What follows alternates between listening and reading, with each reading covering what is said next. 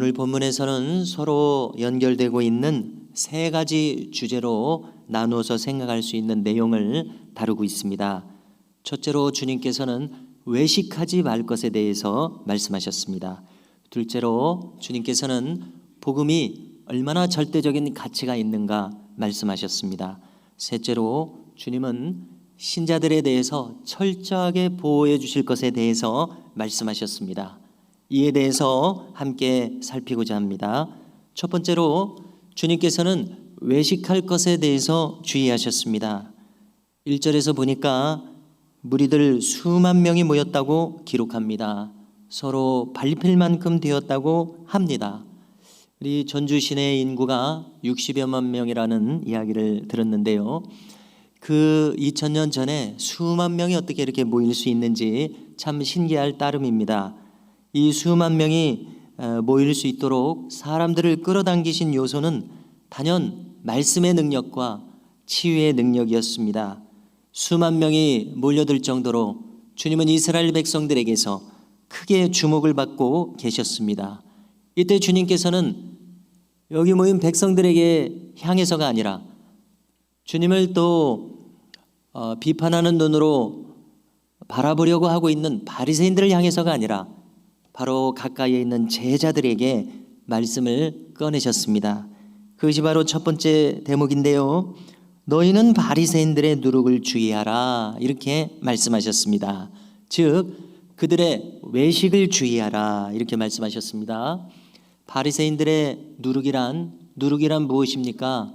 빵에 넣는 이스트를 말하는 것이죠. 그래서 빵에 넣었을 때 이 적은 반죽이 크게 부풀어 오르게 하는 그러한 역할입니다. 즉 확산시키고 확장되는 그러한 영향력을 가리킵니다. 그래서 이 바리새인들의 누룩이란 성경 다른 곳에서는 바리새인들의 가르침이라고 풀이해 주셨습니다. 바리새인들의 교훈, 그것을 조심하라는 것입니다. 왜냐하면 바리새인들의 교훈은 비뚤어진 교훈이어서 그들 자신을 멸망으로 이끌 뿐만 아니라 그 가르침을 듣는 사람들도 그릇된 길로 가도록 오도하기 때문이라는 것입니다.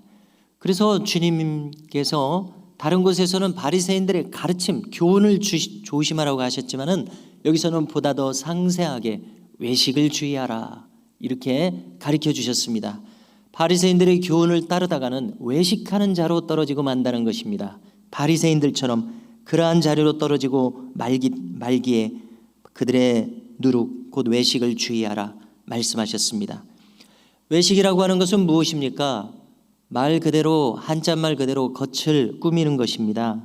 속은 그렇지 않은데 겉은 그럴듯하게 꾸밉니다. 거칠에 치중하는 것입니다. 그래서 이런 말이 있지 않습니까? 이 넥타이를 깨끗하게 하고 다니는 사람은 사기꾼이다 이런 말이 있어요. 참 그럼직합니다. 선을 위장하는 것입니다. 반듯한 사람인 것을 위장하는 것이죠. 그래서 주님께서는 성경 다른 곳에서는 저 바리새인들은 평토장한 무덤 같도다. 평토장한 무덤이란 겉으로는 회칠을 해서 정말 깨끗한 무덤으로 치장을 한 것을 말합니다. 그러나 그 속에는 썩은 시신과 벌레가 가득하다 이렇게 말씀하셨습니다. 위선에 대해서 이렇게 설명하신 것입니다. 겉은 번지르르하지만은 속은 더러움과 악취가 가득하다는 것이죠. 바리새인들의 교훈은 그런 길로 이끌며 그들의 행위는 위선적이었다 말씀하셨습니다. 위선이라는 말을 영어로 찾아보면은 히파크러시라는 말을 썼습니다. 이 단어는 헬라어를 찾아보면 우리 성경을 찾아보면 그대로 헬라어 단어에서 왔구나 하는 것을 느끼게 됩니다. 왜냐하면 헬라어도 그 철자가 똑같습니다. 휘포, 크리시스 이렇게 되어 있습니다. 그래서 이 단어를 뜻풀이를 한다면은 이 휘포라고 하는 말은 영어에서 하이포가 되었죠. 이 말은 어디 아래에 혹은 평행하게 이런 뜻입니다. 어디 아래에. 크리시스는 진실이라는 뜻입니다. 그러니까 아래에다가 진실을 깔고서 겉으로는 거짓되게 행하는 것이죠. 진짜는 속에다 깔고 있다는 것입니다. 이것이 위선입니다. 속에 자신의 본체를 두고서 겉으로는 위장합니다. 가장합니다. 연기를 합니다. 자, 누군가 내 앞에 와서 속에 꿍꿍이를 가지고서 연기한다고 한번 생각해 보십시오. 얼마나 진절머리가 납니까? 그런 일 당하고 싶지 않죠. 그러므로 위선이란 결국 그 사람의 거짓된 본성과 연결되어 있습니다. 위선이란 겉다르고 속다른 것을 말하는데요, 참으로 이 위선적인 인물이 되었다는 것은 그 사람의 인격이 이미 파괴되었다는 것을 뜻합니다. 바리새인들의 인격이 그와 같았습니다. 주님은 제자들에게 너희들의 성품이 그렇게 변질되어서는 안 된다, 신신당부하고 경계하신 말씀입니다. 주님은 덧붙여서 말씀하십니다. 2절 이하에서 위선이라고 하는 것은 감추는 것인데 감추인 것이 드러나지 않을 것이 없고 숨긴 것이 알려지지 않을 것이 없나니 숨길 수 없다는 것입니다. 이러므로 너희가 어두운 데서 말한 모든 것이 광명한 데서 들리고 너희가 골방에서 귀에 대고 말한 것이 지붕 위에 전파되리라. 이것은 일반적인 세상살이의 상황을 가리키기도 하지만은 이것은 최종적으로 무엇을 가리킵니까? 낱말은 새가 듣고 반말은 쥐가 듣는다. 누군가는 알기 십상이다. 일반적인 것을 가리키기도 하지만 궁극적으로는 하나님의 심판대에서 숨겨질 수 있는 것은 아무것도 없다는 그러한 말씀 아닙니까? 그날 심판대에 우리가 서게 될 때에 참 우리로서는 부끄럽게도 우리가 행한 것, 생각한 것, 말한 것 모두가 다 드러날 것입니다. 행위록에 기록한다고 말씀하셨으니까 그렇습니다. 그러므로 신자는 누구입니까? 바로 이 사실을 명확하게 알고서 두려운 마음으로 떨리는 마음으로 살아가는 사람들, 바로 이들이 신자인 줄로 믿습니다. 세상 사람들, 위선에 빠져 있게 되는 사람들은 이 진리를 알지 못하는 거로 속일 수 있다고 생각하는 것입니다. 얼마나 어리석은 마음입니까? 그러나 신자는 이 진실을 알기에, 속일 수 없다는 것을 알기에 두려움으로 모든 언행심사를 가져가게 됩니다. 신자의 종류는 이런 점에서 세 가지입니다. 첫째로 진실된 신자가 있을 것입니다. 둘째, 자기가 신자인 것을 감추는 신자가 있을 것입니다. 신자인 것을 드러내기가 여러 가지로 꺼림직한 것이죠. 셋째, 신자인 척하는, 신자인 양 하는 사람이 있습니다. 이름만 신자인 사람이 있습니다. 둘째와 셋째, 이들은 신자라고 할 수 없습니다. 거짓 신자입니다. 자, 어떤 경우에는 체면상 자신이 그리스도인인 것을 숨기는 경우가 있을 수 있습니다. 일제 강점기에 공산치하에서 색출해 낸다고 했을 때 대놓고 나는 신자입니다. 불필요할 때는 그렇게 하지 않아도 되겠죠. 또 어떤 경우에는 믿음이 약하기 때문에 나는 불이익을 당하지 않기 위해서 그냥 신자인 티를 내지 않겠다, 그럴 수도 있습니다. 그러나 결국 우리가 살아가다 보면 내가 신자인 것이 확연하게 드러내야 할 때가 오게 되어 있습니다.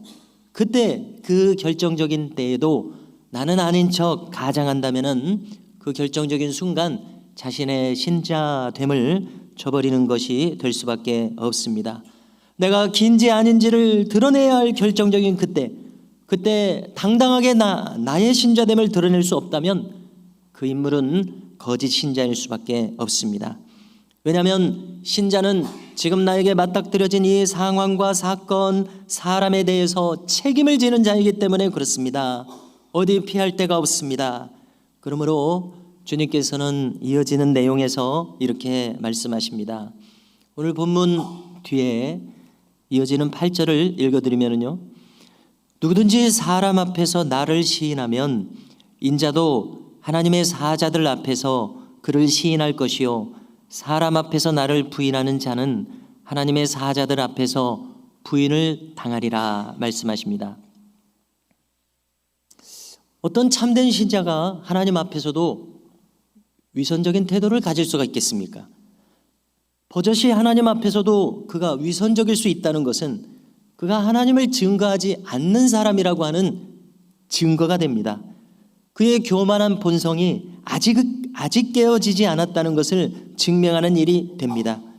우리 인간의 본성에서 결정적으로 최종적으로 처리되어야 할 것이 있다면 바로 이 십자가 위에서 우리의 이 교만한 본성이 깨어져야 하는 바로 그 일입니다. 하나님 앞에서 나 자신의 거짓됨이 폭로되지 않고서는, 내가 얼마나 교만한 인간이라고 하는 것이 폭로되지 않고서는, 그래서 그것을 인정하지 않을 수 없게 되지 않고서는 우리의 참 회개는 불가능합니다. 하나님 앞에 순전하게 서는 것은 불가능하다고 믿습니다. 한 인간이 아직도 교만한 모양으로, 아직도 위선적으로 행한다고 하는 것은 그의 본성이 아직 십자가에서 온전히 처리되지 않았기에 그는 본질상 하나님과 맞서고 있습니다. 하나님과 대적하고 있습니다. 그래서 신자인, 이름만 신자인 그러한 신자가 있을 수 있게 되는 것이죠. 그런데 놀라운 것은 이렇게 하나님을 대적하고 있으면서 얼마든지 신자인 척 할 수 있는 이 이름만 신자인 그러한 상태가 있을 수 있다는 것입니다. 이것이 위선의 무서운 면모입니다. 그래서 교회의 문제를 일으키는 경우는 바로 이렇게 자신의 교만과 위선, 거짓됨이 처리되지 않았기 때문에, 그것이 충돌을 일으키기 때문에 문제가 발생한다, 이렇게 생각하게 됩니다. 왜냐하면 결정적일 때 자기 자신이 드러나기 때문에 그렇습니다. 그래서 진실과 위선이 충돌하게 될 때 과연 이것을 어떻게 처리하느냐, 바로 이것에 따라서 결과가 달라질 것입니다. 둘째로, 오늘 말씀에서 주님은 이 복음이 얼마나 절대적인가 말씀하고 해주십니다. 이 대목을 말씀하시면서 주님은 다정하게 내 친구 너희여, 이렇게 말씀하십니다. 분명히 주님은 바리새인들에 대한 감정과 여기 앞에 있는 12 제자들에 대한 주님의 감정은 천지 차이로 다릅니다. 이것은 사람을 차별하시는 것이 아니라 이런 차원에서 한번 생각해 보시겠습니까? 앞에 있는 이 제자들을 얼마나 귀하게 여기시는지, 이러한 차원 말입니다. 즉 주님은 이 제자들에게 얼마나 큰 기대를 걸고 계시는가 반증하고 있다고 생각합니다. 이것을 우리에게 적용시켜 보십시오. 이 세상에 80억이라고 하는 수많은 인류가 있습니다마는 주님을 믿는, 주님 앞으로 나아온 사람들에 대해서 주님은 얼마나 큰 기대를 걸고 계시는가를 알 수 있습니다. 내 친구여, 내 친구 너희여. 바리새인에게는 친구라는 말이 나오지 않으세요. 그러나 주 앞에 나온 제자들에게는 내 친구여. 주님이 이렇게 말씀하시고 싶으신 겁니다. 요한복음에서만 이 말씀이 나오는 줄 알았더니 여기 누가복음에서도 나오고 있어서 참으로 놀랍습니다. 내 친구 너희여, 뒤에 이어서 뭐라고 말씀하십니까? 내가 너희에게 말하노니 몸을 죽이고 그 후에는 능히도 못하는 자들을 두려워하지 말아라. 참으로 놀라운 말씀이 아닐 수 없습니다. 주님의 말씀을 들어보면 때때로 이 시간 낭비를 안 하시는 것 같아요. 바로 본론으로 들어가십니다. 몸을 죽이는 사람들이 도대체 어디 있습니까? 지금 수만 명의 주님이 좋아서 나온 사람들이 여기 가득한데 지금 몸을 죽이는 사람들이 있을 거라는 이야기는 왜 하십니까? 이 바리새인들이 장차 몸을 죽일 자들이 될 것이기 때문에 그렇지 않습니까? 그렇습니다. 위선자들은 결국 박해하는 자로서 나타납니다. 그렇습니다. 우리가 믿는 자로 살아가는 그 자체가 이 세상에서 이미 박해를 받고 있는 것입니다. 이미 조롱을 당하고 있는 것입니다. 왜냐하면 진리에 대한 지식이 다르기 때문에, 입장이 다르고 태도가 다르기 때문에 우리가 결정적인 상황에서는 부딪힐 수밖에 없어서 우리는 박해를 받을 수 있는 그러한 위치에 있습니다. 조롱을 당할 수 있는 그러한 위치에 있습니다. 그때 주님께서 뭐라고 말씀하십니까? 궁극적으로 그들은 너희들의 몸을 죽일 수도 있을 것이다. 그렇습니다. 일제치하에서, 공산치하에서 이 일은 부지기수로 일어났었습니다. 그러나 주님 뭐라고 말씀하십니까? 몸을 죽이고 그 후에는 능히 더 못하는 자들이다. 두려워하지 말아라. 두려워할 것 없다. 이 바리새인들은 자신들의 교만한 자존심 속에서 살아가기 때문에 박해자로 돌변하게 됩니다. 십자가에서 그 결정적으로 하나님과 맞서고 있는 그 알량한 자존심, 그것이 처리되지 않았던 고로 그들의 자존심에 조금만 침해가 가도 그들은 발악하는 자들이 됩니다. 그들의 본성이 드러납니다. 그들 자신 속에 있는 실제적인 우상, 하나님과 맞서고 있으니까요. 그 힘이 발동이 걸리게 됩니다. 바로 이것이 주님을 십자가에 못 박히게 하신 동기였습니다. 제자들을 공회에 잡혀가게 했습니다. 스데반이 공회에서 순교를 당하게 만들었습니다. 이것이 바로 그들의 마음속에 자존심이라는 형태로 있었던 것입니다. 십자가에서 처리되지 않은 그것 말입니다. 그런데 여기 이 말씀 주목해 보십시오. 몸은 죽이고 그 후에는 능히도 못하는 자들. 세상 어느 누가 이런 표현을 할 수가 있겠습니까? 이런 표현을 떠올릴 수가 있겠습니까? 지연에서는 결코 이런 말을 할 수 없습니다. 자, 석가모니가 이 불교는 이 불교 철학이죠. 고도의 철학이라고 높게 평가할 수 있습니다. 그러나 거기까지입니다. 그 이상 영원한 세계에 대해서는 그는 한마디도 말할 수가 없었습니다. 왜냐하면 알지 못하기 때문에. 그는 부활에 대해서는 한마디도 말할 수가 없었습니다.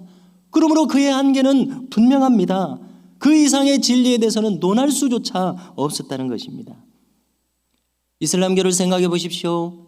그들은 거짓말로 경전을 쓰는 사람들인데 더 말해 무엇입니까? 거짓에 기초하고 있는 사람들인데 그는 종교라고도 할 수 없습니다. 그렇기 때문에 무력으로서 행사한다고 생각을 하게 됩니다.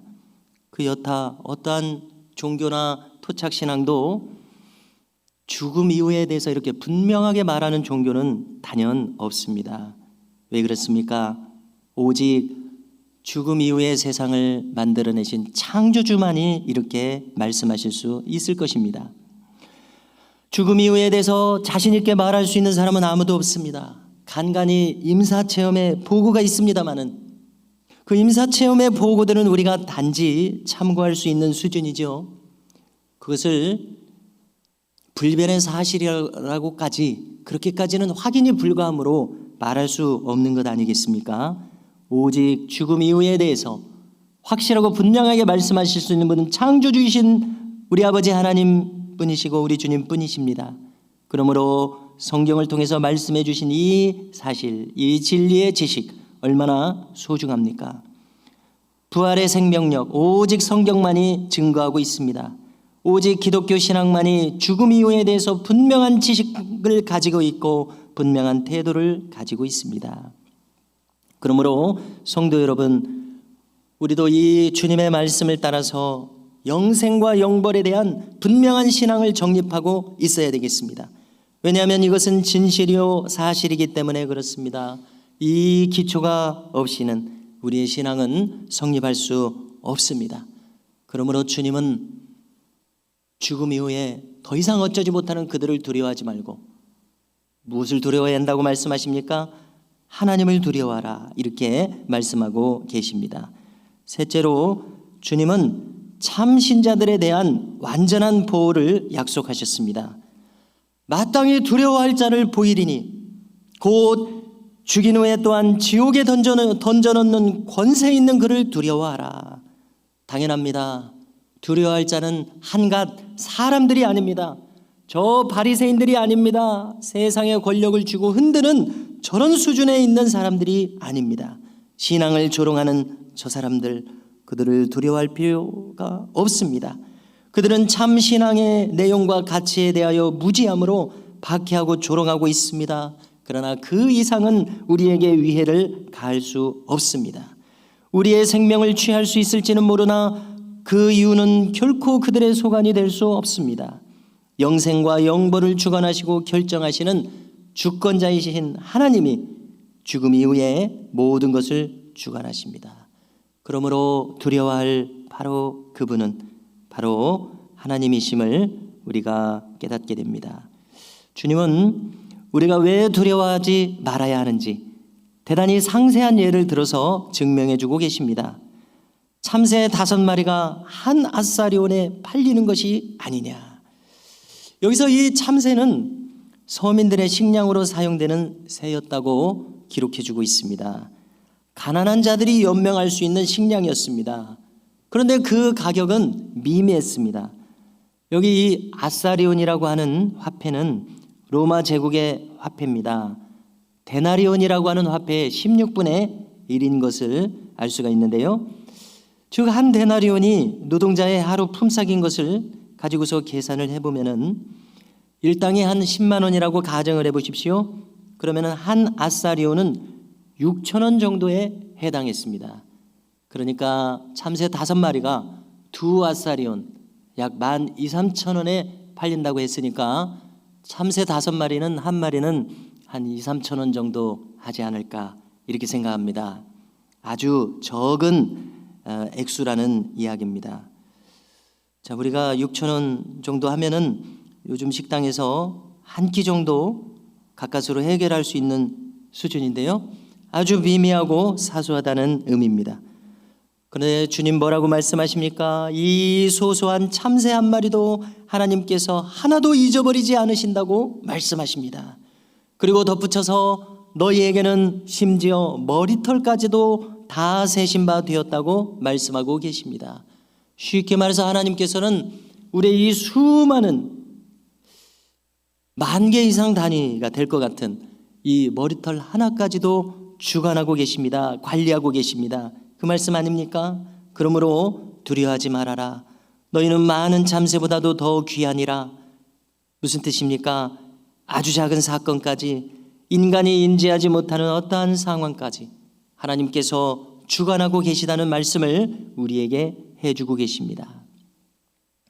주님께서는 우리의 삶에 대해서 다 보고 계십니다. 다 셈하고 계십니다. 그러므로 성도 여러분, 우리는 나의 모든 것을 섭리하고 계시는 하나님을 신뢰해야 할 줄로 믿습니다. 하나님께서는 합력하여 우리를 믿음의 승리자로 이끄실 것입니다. 우리의 모든 주변의 상황들을 가지고 합력하여 선을 이루게 하실 줄을 믿습니다. 때때로 우리가 당하는 상황들은 우리로 하여금 두렵게 만듭니다. 불안하게 만듭니다. 그러나 주님은 말씀하고 계십니다. 두려워하지 말아라. 너희들은 이 많은 참새들보다도 더 귀하니라. 우리를 돌아보신다 약속하시는 말씀입니다. 오늘도 이 말씀을 붙들고서 나를 돌아보고 보호하여 주시는 우리 주님을 신뢰하실 수 있기를 주님의 이름으로 축복합니다.